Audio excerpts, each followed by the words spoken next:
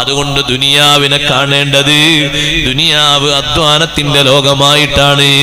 ഒരൊറ്റ ഹദീസ് കൂടി സൂചിപ്പിച്ച് ഞാൻ എന്റെ വാക്കുകൾ ഉപസംഹരിക്കട്ടെ. അഷ്റഫുൽ ഖൽഖ് മുഹമ്മദുർ റസൂലുള്ളാഹി സല്ലല്ലാഹു അലൈഹി വസല്ലം തങ്ങൾ പറഞ്ഞു, ഇന്നമദ്ദുന്യാ ലിഅർബഅതി നഫരിൻ, ദുനിയാവ് 4 വിധം ആളുകൾക്കുള്ളതാണ്. 4 വിധം ആളുകൾക്കുള്ളതാണ് ദുനിയാവ്. ഒരു ദീർഘിച്ച ഹദീസിന്റെ ചെറിയൊരു ഭാഗമാണ് ഞാൻ വായിക്കുന്നത്. ഇതിന്റെ മുമ്പ് ഒരുപാട് കാര്യങ്ങൾ ഹദീസിൽ കാണാം. എന്നിട്ട് തങ്ങൾ പറഞ്ഞു ദുനിയാവ് 4 വിഭാഗക്കാർക്കുള്ളതാണ്.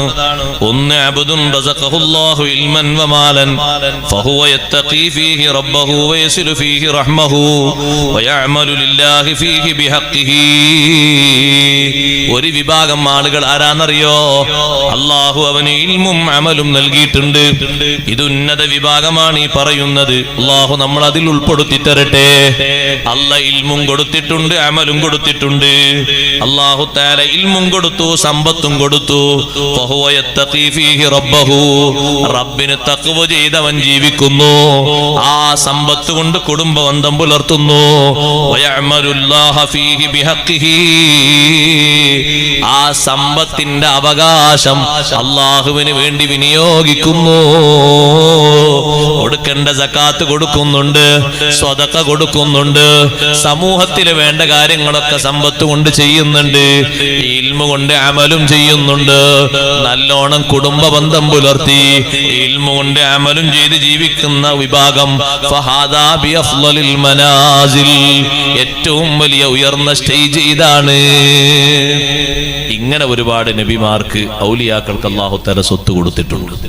അവരെ ഇൽമും അമലും, ഇൽമും സമ്പത്തും ഒരു നിലക്കും അവർക്കെതിരല്ല. ഇൽമനുസരിച്ച് അവർ നല്ലോണം അമൽ ചെയ്യുന്നു, സമ്പത്ത് കൊണ്ട് അവർ നല്ലോണം സ്വതക്ക ചെയ്യുന്നു, ഹഖ്ഖുകൾ വീട്ടുന്നു. ഒരു കുഴപ്പമില്ലാത്ത രീതിയിൽ. നിങ്ങൾ കണ്ടില്ലേ, സ്വഹാബിമാരുടെ കൂട്ടത്തിൽ വലിയ സമ്പത്തുള്ള സ്വഹാബിയായിരുന്നു അബ്ദുറഹ്മാൻ ഇബ്നു ഔഫ് റളിയല്ലാഹു അൻഹു. മദീനയിൽ വന്നപ്പോ കാൽ കാശ് കയ്യിലില്ലാത്ത മഹാനാണ്. ഇഷ്ടംപോലെ സമ്പത്ത് അല്ലാഹു തആല കൊടുത്തപ്പോ ഇഷ്ടംപോലെ സ്വതക്കയുടെ വർധനവാണ്. മറന്നതല്ല, സ്വതക്കയുടെ വർധനവാണ്. ഉസ്മാൻ ഇബ്നു അഫ്ഫാൻ റളിയല്ലാഹു അൻഹുവിന്റെ കാലഘട്ടത്തിലല്ലേ മദീനത്തെ പള്ളിക്ക് കൂടുതൽ പുരോഗതി വന്നത്. അതുവരെ മദീനത്തെ പള്ളിയുടെ മേൽക്കൂര ഈത്തപ്പന മട്ടിലിന്റെ മേൽക്കൂരയായിരുന്നു എന്ന് സ്വഹീഹ് ബുഖാരിയിൽ കാണാം. ഈത്തപ്പന മട്ടിലിന്റെ മേൽക്കൂര. ഉമർ റളിയല്ലാഹുവിന്റെ കാലത്തൊക്കെ അങ്ങനെയാണ്. ഉസ്മാൻ റളിയല്ലാഹുവിന്റെ കാലത്ത് മദീനത്തെ പള്ളി ഒന്നുകൂടി മഹാനവർകൾ വിശാലമാക്കി. സിമന്റ് തേച്ചിട്ട് അതിന് ചുമര് പിടിപ്പിച്ചത് ആ കാലഘട്ടത്തിൽ. അത് ഇസ്ലാം ദീനിനെതിരല്ല. അള്ളാഹു തരുന്ന പുരോഗതിക്കനുസരിച്ച് ദീന് നല്ലോണം നടത്തണം. നല്ല സിമന്റൊക്കെ വെച്ചിട്ടുള്ള ചുമര് മദീനത്തെ പള്ളിക്ക് ആദ്യമായി വന്നത് അപ്പോഴാണ്. പിന്നെയോ തേക്കിന്റെ മരങ്ങൾ കൊണ്ടുപോയി, തേക്കിന്റെ മരങ്ങളെ കൊണ്ട് മേൽക്കൂരയുണ്ടാക്കി, വാതിലുകൾ ഉണ്ടാക്കി, ജനവാതിലുണ്ടാക്കി, തൂണുകൾ ഉണ്ടാക്കി. ഇന്ത്യയിൽ നിന്നാണ് അതിന് തേക്കിന്റെ തടികൾ കൊണ്ടുപോയത് എന്ന് ഹദീസിന്റെ വിശദീകരണ ഗ്രന്ഥങ്ങളിൽ കാണാം. വലിയ വിലപിടിപ്പുള്ള തേക്കിൻ തടികൾ കൊണ്ടുപോയി വിശാലത ചെയ്തു. അല്ലാഹു സുബ്ഹാനഹു വ തആല നൽകിയ സമ്പത്ത് കൊണ്ട് ആ പള്ളി ഒന്നുകൂടി വിപുലീകരിച്ചു. ജനങ്ങൾക്ക് നിസ്കരിക്കാനും മറ്റു കാര്യങ്ങൾക്കും ഉപകാരപ്പെടുത്തി. അല്ലാഹു നമ്മുടെ കയ്യിൽ സമ്പത്ത് തന്നിട്ടുണ്ടോ? സമൂഹത്തിൽ സമുദ്ധാരണ പ്രവർത്തനങ്ങൾ ഇനിയും ബാക്കിയുണ്ട്. എല്ലാം തീർന്നു എന്ന് കരുതരുത്. ഉന്നത രൂപത്തിൽ പഠിക്കാൻ ആഗ്രഹിക്കുന്ന പഠിതാക്കളുണ്ട്, പക്ഷെ അവര് ദരിദ്രരാണ്. അവരെ പഠിപ്പിക്കാൻ പറ്റുന്ന സമ്പത്തുണ്ടോ? അതിന് ചെലവഴിക്കണം. അതേ രൂപത്തിൽ നല്ല ഹലാലായ ജോലി തേടുന്ന ആളുകളുണ്ട്. ജോലിക്ക് പോകാൻ അവരുടെ കയ്യിൽ സാമ്പത്തിക കഴിവില്ല, കൊടുത്ത് സഹായിക്കണം.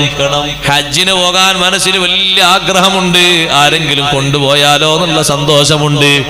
അല്ലാഹ് തന്ന സ്വത്ത് കൊണ്ട് ഒരാളെ ഹജ്ജിനോ ഉംറക്കോ കൊണ്ടുപോയാൽ വലിയ ഭാഗ്യമാണ്, വലിയ സന്തോഷമാണ്. രോഗം കൊണ്ട് വിഷമിക്കുന്നു, ട്രീറ്റ്മെന്റിന് പോകണം, പക്ഷേ കഴിവില്ലല്ലോ. ഈ ചെറിയ മരുന്നും കുടിച്ച് ഞാൻ എങ്ങനെ ജീവിച്ചങ്ങ് തീർക്കട്ടെ എന്ന് കരുതുന്നതിന് പകരം നല്ല ട്രീറ്റ്മെന്റ് കൊടുത്തിട്ട് ആരോഗ്യസ്ഥിതി പൂർവ്വസ്ഥിതിയിലാക്കി കൊടുത്താൽ അൽഹംദുലില്ലാഹ് അത് വലിയ സന്തോഷമാണ്. ഇങ്ങനെ ഇൽമു കൊണ്ടും സമ്പത്ത് കൊണ്ടും അള്ളാഹുവിനെ അനുസരിച്ചുകൊണ്ട് ജീവിക്കുന്ന ഒരു വിഭാഗം ദുനിയാവ് അവർക്കുള്ളതാണ്. മറ്റൊന്ന് രണ്ടാമത്തെ വിഭാഗം അബ്ദുൻ റസഖഹുല്ലാഹു ഇൽമാ, അള്ളാഹു ആ വിഭാഗത്തിന് ഇൽമു നൽകിയിട്ടുണ്ട്. വലം യർസുഖുഹു മാലാ, സമ്പത്ത് അല്ലാഹു കൊടുത്തിട്ടില്ല, ജീവിക്കാനുള്ള സൗകര്യങ്ങളുണ്ട്, അതിനു വേണ്ടിയുള്ള അത്യാവശ്യം ചില സൗകര്യങ്ങൾ മാത്രം. സമ്പത്ത് എന്ന് പറയുന്ന വിശാലമായ അർത്ഥത്തിലുള്ള ഒന്നും അല്ലാഹു കൊടുത്തിട്ടില്ല, ഇൽമു നൽകപ്പെട്ടിട്ടുണ്ട്. പക്ഷേ ആ മനുഷ്യന്റെ മനസ്സിലും ഒരു നല്ല നിയ്യത്തുണ്ട്. എനിക്ക് അല്ലാഹു സമ്പത്ത് തന്നിരുന്നെങ്കിൽ അദ്ദേഹം ചെയ്യുന്ന ഖൈറായ പ്രവർത്തനങ്ങൾ ഞാനും ചെയ്യുമായിരുന്നു, മറ്റേ ആൾ ചെയ്യുന്ന ഖൈറായ പ്രവർത്തനങ്ങൾ ഞാനും ചെയ്യുമായിരുന്നു. അയാൾക്ക് അല്ലാഹു സ്വത്ത് കൊടുത്തിട്ടല്ലേ അയാൾ അങ്ങനെ ചെയ്തത്, ഇയാൾക്ക് അല്ലാഹു സമ്പത്ത് കൊടുത്തിട്ടല്ലേ ഇങ്ങനെ ചെയ്തത്. അഷ്റഫുൽ ഖൽഖ് റസൂലുള്ളാഹി സ്വല്ലല്ലാഹു അലൈഹി വസല്ലം നിങ്ങൾ പറയുന്നു, ഈ രണ്ട് കൂട്ടരും ഒരേ കൂലി ലഭിക്കുന്നവരാണ്. രണ്ടാമത്തെ ആള് സമ്പത്തില്ലെങ്കിലും നല്ല നിയ്യത്തല്ലേ സമ്പത്ത് അല്ലാഹു നൽകിയാൽ അയാൾക്കുള്ളത്. ആ നിലക്ക് നേരത്തെ സമ്പത്ത് കൊണ്ട് നല്ലോണം ജീവിക്കുന്ന, നല്ലോണം അമൽ ചെയ്യുന്ന ആളെ കൂലി, സമ്പത്തില്ലാതെ നല്ല ലക്ഷ്യവുമായി നടക്കുന്ന ആളുകൾക്കും ഒരേ കൂലി അല്ലാഹു നൽകുന്നു. മൂന്നാമത്തെ ഒരു വിഭാഗം റസഖഹുല്ലാഹു മാലാ, അല്ലാഹു സമ്പത്ത് കൊടുത്തിട്ടുണ്ട് പക്ഷേ ഇൽമു കൊടുത്തിട്ടില്ല. അക്കൂട്ടത്തിൽ അല്ലാഹു പെടുത്താതിരിക്കട്ടെ.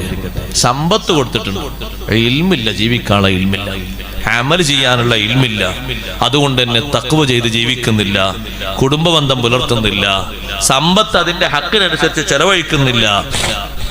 അങ്ങനെ ഒരു ജീവിതം അങ്ങോട്ട് നയിക്കുന്നു. തിന്നിട്ടും കുടിച്ചിട്ടൊക്കെ ഉള്ളൊരു ജീവിതം, വേണ്ടതുപോലെ കൈകാര്യം ചെയ്യാനുള്ള ഇൽമില്ലാത്തതുകൊണ്ട് അള്ളാഹു നമ്മളെ കാത്തിരക്ഷിക്കട്ടെ. അങ്ങനത്തെ ഒരു വിഭാഗം ദുനിയാവിലുണ്ട്. അവർക്കാകുള്ള ദുനിയാവ് മാത്രമേ ഉള്ളൂ, സമ്പത്ത് മാത്രമേ ഉള്ളൂ. നാലാമത്തെ വിഭാഗം അല്ലാഹു തആല ഇൽമും നൽകിയിട്ടില്ല, സമ്പത്തും നൽകിയിട്ടില്ല. അയാൾ പറയുന്നു, എനിക്ക് സമ്പത്ത് തന്നിരുന്നെങ്കിൽ ഞാൻ മറ്റയാളെ പോലെ സുഖിച്ച് ഇവിടെ കഴിയുമായിരുന്നു. അയാൾക്ക് എന്തൊരു സുഖമുള്ളത് ജീവിതത്തിൽ, എന്തെല്ലാമാണ് അയാൾ വാരിക്കൂട്ടിയത് എന്ന് പറഞ്ഞാൽ, ഈ വാരിക്കൂട്ടിയത് ദുന്യാവിന്റെ സുഖങ്ങളെ പറ്റി മാത്രമാണ്, ആഖിറത്തിലേക്കുള്ള അഭിവൃദ്ധിയെ പറ്റിയല്ല. അപ്പൊ ഈ മനുഷ്യനും മൂന്നാമത് പറഞ്ഞ ആളെ പോലെ കുറ്റത്തിൽ സമമാണ്. തെറ്റുകളാണ് അയാൾ ചിന്തിക്കുന്നത്. സമ്പത്ത് എനിക്ക് അങ്ങനെ ആക്കായിരുന്നു, ഇങ്ങനെ ആക്കായിരുന്നു എന്നുള്ള അനാവശ്യ ചിന്തകളാണ് അയാൾ മനസ്സിലുള്ളത്. ഇവിടെ അഷ്റഫുൽ ഖൽഖ് സ്വല്ലല്ലാഹു അലൈഹി വസല്ലം നിങ്ങൾ പറഞ്ഞ ആദ്യത്തെ രണ്ട് വിഭാഗവും അവസാനത്തെ രണ്ട് വിഭാഗവും ദുനിയാവിൽ നമുക്ക് കാണാൻ പറ്റും. സമ്പത്ത് മാത്രമേ ഉള്ളൂ, ഇൽമില്ല. ആ സമ്പത്ത് കൊണ്ട് എങ്ങനെ ജീവിക്കണം എന്ന് അറിയില്ല, എന്നാ അറിയാനൊട്ട് ശ്രമങ്ങളും ഉണ്ടാകൂല. അയാൾക്ക് ആകെ ഒരു ചിന്ത, സമ്പത്ത് വലുതാക്കണം, അത് പിന്നെയും പർവ്വതീകരിക്കണം, അത് പിന്നെയും ഉയർത്തണം, അതിന് തളർച്ച വരാൻ പാടില്ല, തകർച്ച വരാൻ പാടില്ല, അതങ്ങനെ ശ്രദ്ധിച്ചുകൊണ്ട് നടക്കാം. ഏതെങ്കിലും ഭാഗത്ത് കൂടെ പോയി ഇൽമു സ്വീകരിക്കാനോ ഇൽമു നോക്കാനോ ഇല്ല. നമ്മൾ നോക്കി, നമ്മുടെ നാട്ടിൽ തൊഴിലിന് വരുന്ന ആൾക്കാരുണ്ട്, ആ കൂട്ടത്തിൽ മുസ്ലിങ്ങളാണ്. പേര് ചോദിച്ചാൽ ചിലപ്പോൾ റളിയല്ലാഹു അൻഹു ചെല്ലാൻ തോന്നും, അല്ലെ ഖദ്ദസല്ലാഹു സിർറുൽ അസീസ് പറയാൻ. അത്ര നീണ്ട പേരാ, ഒരൊറ്റ ഇൽമുമില്ല. നിസ്കാരം അറിയോ? അറിയില്ല. മുസ്ലിമാണ്, ചേലാകർമ്മം ചെയ്തിട്ടുണ്ട്, ആ ഒരൊറ്റ കാര്യമുള്ളൂ, ഗുണമായിട്ട്. പള്ളിയിലൊക്കെ കയറി ഒരു ജുമക്കൊക്കെ വരും, നമ്മൾ കെട്ടും പോലെ തക്ബീറൊന്നും ചൊല്ലാതെ എങ്ങനെ കെട്ടും. അങ്ങനെ കെട്ടാൻ എല്ലാവർക്കും അറിയാലോ, ഒറ്റ കെട്ട്. ആ കെട്ടുമ്പോ നമ്മളിങ്ങനെ നോക്കുകയാണ്, എന്താ ഒരു ചൊല്ലും, ഒന്നും ചൊല്ലുന്നില്ല. അല്ലാഹു അക്ബറാണ് ചൊല്ലേണ്ടതെന്ന് അറിയില്ല. വജ്ജഹത്ത് ഓതാൻ വജ്ജഹത്ത് പറയണ്ട അറിയില്ല. ഫാത്തിഹ ഓതാൻ അറിയാം, ഫാത്തിഹ ഓതാൻ അറിയില്ല. ഒരേ നൃത്തം നോക്കും. എല്ലാവരും റുക്കൂക്ക് പോകുമ്പോ അവരും പോകും, എല്ലാവരും ഇത്താൽക്ക് വരുമ്പോ അവരും വരും, സുജൂദുക്കും സുജൂദും. മറ്റുള്ള ആൾക്കാരൊക്കെ കൈ ഇങ്ങനെ പൊന്തിക്കുമ്പോ, വിരല് പൊന്തിക്കുമ്പോ അവരും പൊന്തിക്കും, വലത്തോട്ടും ഇടത്തോട്ടും തല തിരിക്കുമ്പോ അങ്ങനെ തിരിക്കും. കണ്ടാ, ഇൽമു പറഞ്ഞ സംഗതി ഇല്ല. പിന്നെ അവർക്ക് എന്താ ഉള്ളത്? അവർക്ക് ജോലിയുണ്ട്. രാവിലെ മുതൽ വൈകുന്നേരം വരെ 2 or 3 പാർട്ടായിട്ട് ജോലി ചെയ്യും. 2500 രൂപ അല്ലെങ്കിൽ 3000 രൂപ ഒരു ദിവസം സമ്പാദിക്കും. അങ്ങനെ ഒരാഴ്ച അങ്ങോട്ട് സമ്പാദിച്ച് സ്വർഗീയമായിട്ട് ഇവിടെ ജീവിക്കും. ഇൽമില്ല, ഇൽമ സമ്പാദിക്കാനുള്ള ശ്രമങ്ങൾ ഉണ്ടാകൂല, അങ്ങനെ ജീവിക്കും. അവര് തൊഴിലെടുക്കുന്ന കണ്ട് നമ്മളെ നാട്ടിലെ ആൾക്കാർ പറയും, ജീവിക്കണമെങ്കിൽ ഇൽമൊന്നും വേണ്ട. കണ്ടില്ല ആ കുട്ടികൾ ജീവിക്കണത്, എന്തെല്ലാം പണിയാണ് അവർ നടത്തുന്നത്, എത്ര ജോലി എടുക്കുന്നത്. അതുപോലെയാണ് ജോലി എടുത്ത് ജീവിച്ചാ പോരെ എന്ന് നമ്മളെ നാട്ടിലെ ഇൽമു കുറഞ്ഞ അല്ലെങ്കിൽ ഇൽമിനോട് സ്നേഹമില്ലാത്ത ആൾക്കാർ ചിന്തിക്കാണ്. ഇത് രണ്ടും ഒരേ ലെവലിലാണ്. ഞാൻ പറഞ്ഞ മനസ്സിലായോ? പുറം നാട്ടിൽ നിന്ന് വന്ന ആളുകൾ നമ്മളെ നാട്ടില് ഒരാളെ കീഴിൽ 10-30 തൊഴിലാളികളാണ്. പേരെന്താന്ന് വെച്ചാൽ എന്താ പേര് പറയണത്? സ്വലാഹുദ്ദീനുൽ അയ്യൂബി. എത്ര ശ്രേഷ്ഠമായ പേരാ! എന്താ മോനെ നിന്റെ പേര്? എന്റെ പേര് മുസ്തഫ അഹമ്മദ് ഖമാൽ. എന്തല്ല പേരാ, എത്ര ബഹുമാനുള്ള പേരാണ്. പക്ഷെ ഒന്നും അറിയില്ല. സങ്കടാണ്, അറിയാത്ത സങ്കടാണ്. ഇൽമു നേടാനുള്ള ശ്രമങ്ങൾ ഉണ്ടാകൂല. സമ്പത്ത് നല്ലോണം ഉണ്ടാകും. ആ സമ്പത്ത് അങ്ങനെ ഓരോ ദിവസവും ഒരുക്കിച്ചു കിട്ടും. അപ്പൊ നമ്മളെ നാട്ടില് പള്ളിക്കൂടങ്ങളിലേക്ക് മറ്റൊക്കെ പോയി പഠിക്കുന്ന ആൾക്കാർക്കും തോന്നിപ്പോകാണ് ജീവിക്കാൻ അതൊന്നും വേണ്ട. അങ്ങനെയാണെങ്കിൽ ഇപ്പൊ ആ കുട്ടികളും ജീവിക്കണില്ലേ? അവർ തൊഴിലെടുത്തല്ലേ ജീവിക്കുന്നത്? നമുക്കും അങ്ങനെ ജീവിച്ചൂടെ? ഈ രണ്ട് നിലക്ക് ചിന്തിക്കുന്ന ആൾക്കാരും കുറ്റത്തിൽ സമമാണ്. നമ്മൾ കൂലിയിൽ മെച്ചമുള്ളവരാണ് ആകേണ്ടത്. ദുനിയാവ് അല്ലാഹു തആല തന്നത് അതിന്റെ ചതിയിൽ പെടാനല്ല, ആ ദുനിയാവ് കൊണ്ട് ആഖിറം നേടാനാണ്. റബ്ബ് സുബ്ഹാനഹു വ തആല അതിന് തൗഫീഖ് നൽകുമാറാകട്ടെ. ദുനിയാവിന്റെ ഒരു ചതിയിലും പെട്ടുപോകാൻ പാടില്ല. താല്പര്യങ്ങൾക്കനുസരിച്ച് മാത്രം ജീവിച്ചു പോകുന്ന ആളുകളുണ്ട്. സ്വന്തം ശരീരത്തിന്റെ ഇംഗിതത്തിനനുസരിച്ച് മാത്രം മുന്നോട്ട് പോകുന്ന ആളുകളുണ്ട്. സുബ്ഹാനല്ലാഹ്, തഖ്വയിൽ അധിഷ്ഠിതമായ ജീവിതം ജീവിച്ച് ദുനിയാവിൽ മുത്തഖിയായ നിലക്ക് ജീവിച്ച് ആഖിറം സമ്പാദിക്കാൻ അല്ലാഹു നമുക്ക് തൗഫീഖ് നൽകുമാറാകട്ടെ. കുറഞ്ഞ സമയമാണ് നമുക്ക് ദുനിയാവിൽ ബാക്കിയുള്ളത്. എത്രയാണെന്ന് നമുക്ക് ഓർമ്മയില്ല. പഴയ കാലത്തുള്ള ആളുകൾ ആഖിറത്തിന് വേണ്ടി അധ്വാനിച്ചതുപോലെ നമുക്ക് അധ്വാനിക്കാൻ സമയം ലഭിക്കുമോ എന്നും അറിയില്ല. എന്നാലും ഉള്ള സമയത്ത് ആഖിറത്തിന് വേണ്ടി സമ്പാദ്യങ്ങൾ ഒരുക്കിയിട്ട് നല്ല ജീവിതം ജീവിക്കാൻ അല്ലാഹു നമുക്ക് തൗഫീഖ് നൽകുമാറാകട്ടെ. ഉമർ ഇബ്നുൽ ഖത്താബ് റളിയല്ലാഹു അൻഹുവിന്റെ കാലഘട്ടത്തിൽ പള്ളിയിൽ ഇമാമത്ത് നിൽക്കുന്ന ഒരു ചെറുപ്പക്കാരന്റെ പരാതി ഉമർ റളിയല്ലാഹുവിന്റെ സവിധത്തിൽ വരികയാണ്. ഞങ്ങളെ പള്ളിയിൽ ഒരു ഇമാമുണ്ട് ഉസ്താദേ. ആ ഇമാമ് എപ്പോൾ നിസ്കാരം കഴിഞ്ഞാലും ഒരു പാട്ട് പാടുന്ന ആളാണ്. എപ്പോൾ നിസ്കാരം കഴിഞ്ഞാലും ഒരു പാട്ട് പാടും. ഞങ്ങൾ ആ പാട്ട് ഇങ്ങനെ എന്നും കേൾക്കാറുണ്ട്. ഉമർ റളിയല്ലാഹു അൻഹു ചോദിക്കുന്നു, നിസ്കാരം കഴിഞ്ഞ് ദിക്റും കഴിഞ്ഞിട്ട് പാട്ടാണോ പണി? അതെ, നിങ്ങൾ ഞങ്ങളെ പള്ളിയിലേക്ക് തന്ന ഇമാമ് നിസ്കാരം കഴിഞ്ഞ് ദിക്റും ദുആഒക്കെ കഴിഞ്ഞാല് എന്നും ഒരു പാട്ട് പാടുന്നുണ്ട്. വഫുആദിൻ കുല്ലമാ തബ്തുഹു ആദ ഫിൽ ലദ്ദാതി അൻആ തഅബാ ലാ ഉറാഹു الدهر إلا لاهيا في تماديه فقد برح بي يا قرين السوء كم هذا صبي في العمر كذا باللعب. ഉമർ ഇബ്നുൽ ഖത്താബ് റളിയല്ലാഹു അൻഹു ഇമാമിനെ വിളിച്ചു വരുത്തി. എന്നിട്ട് പറയുന്നു, നിങ്ങളെപ്പറ്റി നിങ്ങളെ പിന്നിൽ മഅ്മൂമുകളായി നിസ്കരിക്കുന്ന ആളുകൾ ഒരു പരാതി പറഞ്ഞിട്ടുണ്ട്. നിസ്കാരം കഴിഞ്ഞിട്ട് നിങ്ങളൊരു പാട്ട് പാടുന്നു എന്ന് ഞാൻ കേട്ടല്ലോ. എന്താണ് ആ പാട്ട്? എനിക്കുമൊന്ന് പാടിത്തരുമോ? നിങ്ങൾ നിസ്കാരം കഴിഞ്ഞിട്ട് പാട്ടാണോ പാടുന്നത് വെച്ചു ഉമർ റളിയല്ലാഹു അൻഹു. അപ്പൊ ഉമർ റളിയല്ലാഹു അൻഹുവോട് ആ ഇമാമ് പറഞ്ഞു, ഞാൻ എന്റെ ശരീരത്തിനൊരു ഉപദേശം കൊടുക്കുന്നു. എന്റെ ശരീരത്തിനൊരു വാള് ഞാൻ അങ്ങനെ പറഞ്ഞു കൊടുക്കുന്നു. മറ്റൊരു കേട്ട് ഞാൻ അറിയില്ല. ഞാൻ എന്റെ ശരീരത്തെ പറഞ്ഞു ഉപദേശിക്കുന്നു. ഉമർ റളിയല്ലാഹു അൻഹു പറഞ്ഞു, ആ ഉപദേശങ്ങളൊന്ന് പറഞ്ഞ് ഞാനൊന്ന് കേൾക്കട്ടെ. അല്ല, നിങ്ങളെ മുന്നിൽ ഞാൻ ആ പാട്ട് പാടുന്ന ആ ശൈലിയിൽ പാടുന്ന എനിക്കൊരു വിഷമുണ്ട്. ഉമർ റളിയല്ലാഹു അൻഹു പറഞ്ഞു, ഇൻകാന കലാമൻ ഹസനൻ, നിങ്ങൾ പറയുന്നത് നല്ല ഉപദേശമാണെങ്കിൽ എനിക്കും അത് സ്വീകരിക്കാമല്ലോ, ഞാനും നിങ്ങളോടൊപ്പം കൂടി തരും. അതല്ല, അത് മോശമാണെങ്കിൽ ഞാൻ നിങ്ങളെ വിലക്കും. ഇനി അത് പാടരുത് എന്ന് ഞാൻ പറയും. ഒന്ന് പാടൂ, ഞാനൊന്ന് കേൾക്കട്ടെ. ഇമാം അവർകൾ പാടിക്കൊടുക്കുകയാണ്. വഫുആദിൻ കുല്ലമാ തബ്തുഹു,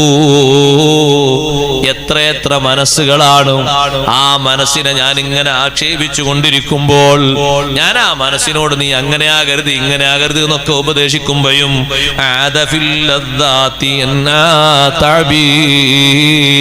പിന്നെയും ആ മനസ്സ് സുഖങ്ങളിലേക്കാണ് എന്നെ കൊണ്ടുപോകുന്നത്, രസങ്ങളിലേക്കാണ് എന്നെ കൊണ്ടുപോകുന്നത്. ലാ ഉറാഹു ദഹ്റ ഇല്ലാ ലാഹിയാ, എന്റെ മനസ്സിനെപ്പോഴും ഒരു കളി ചിന്തയാണ്. കാര്യബോധത്തിലേക്ക് എന്റെ മനസ്സ് എത്തിയിട്ടില്ല. എപ്പോഴും എന്റെ മനസ്സിന് തമാശ കേൾക്കുന്നത് വലിയ ഇഷ്ടമാണ്, പൊട്ടിച്ചിരിക്കുന്നത് വലിയ ഇഷ്ടമാണ്. ആത്മബോധം എന്റെ മനസ്സിന് വന്നിട്ടില്ല. യാ ഖരീന സൂഇ കം ഹാദാ സിബാ ഫിൽ ഉംരി കദാ ബിൽ അഅബി.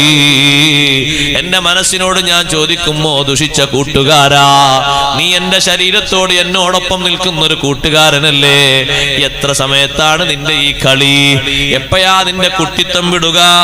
വശബാബിൻ ബാനമിന്നി ഫമളാ ഖബ്ല അൻ അഖ്ലിയ മിൻഹു അറബി. യുവത്വം ഓരോ ദിവസവും ഇങ്ങനെ കഴിഞ്ഞു പോയിട്ടും മനസ്സേ നിന്റെ താല്പര്യം മാറുന്നില്ലല്ലോ, നിന്റെ ആഗ്രഹം തീരുന്നില്ലല്ലോ. മാ ഉറജ്ജി ബഅദഹു ഇല്ലൽ ഫനാ. യുവത്വമൊക്കെ കഴിഞ്ഞ് ജീവിതമൊക്കെ കഴിഞ്ഞാൽ നാശം മാത്രമല്ലേ ഞാൻ പ്രതീക്ഷിക്കുന്നുള്ളൂ.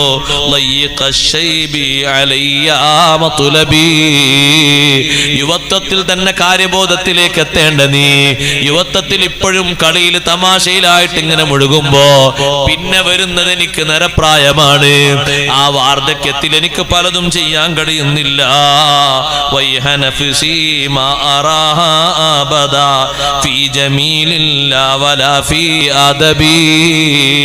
എന്റെ നഫ്സിന്റെ കുഴപ്പം, എന്റെ ആത്മാവിന്റെ കുഴപ്പം, ഞാൻ എത്ര പറഞ്ഞാലും അത് നല്ല കാര്യത്തിലേക്ക് വരുന്നില്ലല്ലോ, നന്മയിലേക്ക് എന്റെ മനസ്സ് വരുന്നില്ലല്ലോ.